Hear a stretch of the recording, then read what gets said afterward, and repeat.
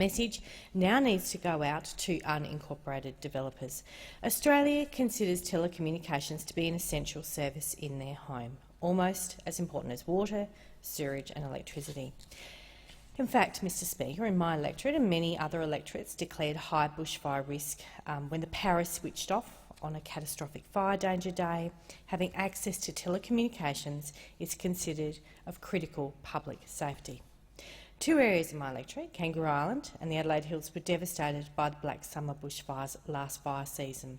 And just last week, another heavily populated area of the hills, bounded by Cherry Gardens, Milo, Bradbury and Echunga, was on fire and facing the prospect of a major disaster when they were saved by the wettest January day in South Australia's recorded history.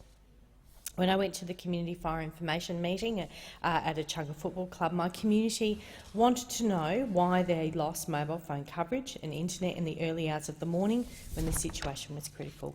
It's hard to explain to people making life and death decisions that the mobile network is not covered by the Universal Service Guarantee, that batteries run out of power, and that if you have fibre to the node, NBN, you will lose phone and internet access as soon as the power is switched off. Since being elected to office, I've strongly advocated on behalf of my community to find solutions.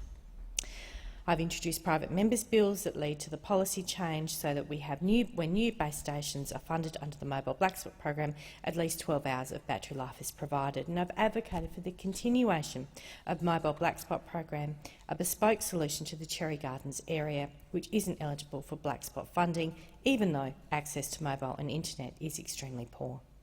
I also continue to advocate for copper network replacement and upgrades to areas in my community where they cannot get their landline to work, or their fire-damaged landline replaced, or their fibre to the node service to deliver a minimum of 25/5 standard because the copper is so degraded.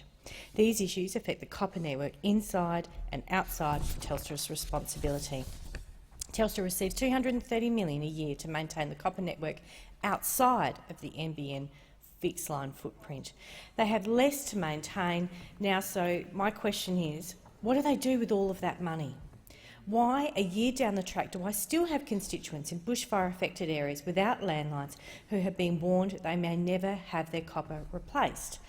I also question how much of the billions announced by NBN Co's latest corporate plan is going towards upgrading old and degraded copper in their fixed line footprint so premises can actually receive the minimum NBN standard.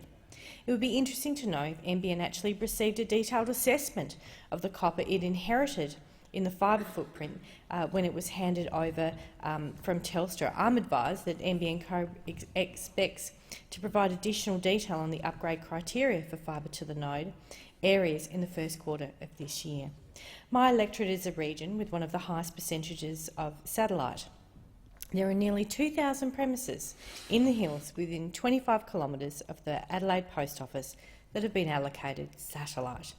Satellite is a technology that is much maligned. An early experience of satellite didn't help its reputation. But I do appreciate the chagrin of many in my community who live within a 20-minute commute of the major capital city, and yet they can only access satellite, which has always been described as the technology of remote Australia. Telecommunications is an essential service. Western Australia is battling its own bushfire disaster right now, and the hearts of all Australians are with them as they are caught up in this catastrophe. Based on previous experiences from bushfires in my community and communities around our nation, I know that poor and failing telecommunications will be a perennial complaint. The government is acting to make telecommunications more resilient, with $37 million strengthening telecommunications against natural disasters package, but more needs to be done. We need longer-lasting batteries on our mobile phone towers, and we need to continue to address mobile phone black spots and find bespoke communication solutions for different communities.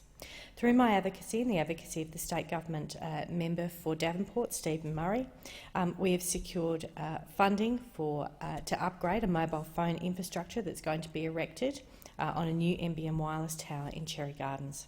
We cannot guarantee the telecommunications won't fail or be destroyed by major disasters, but we can work together to make our infrastructure more resilient. Mr Speaker, I commend the bill to the House.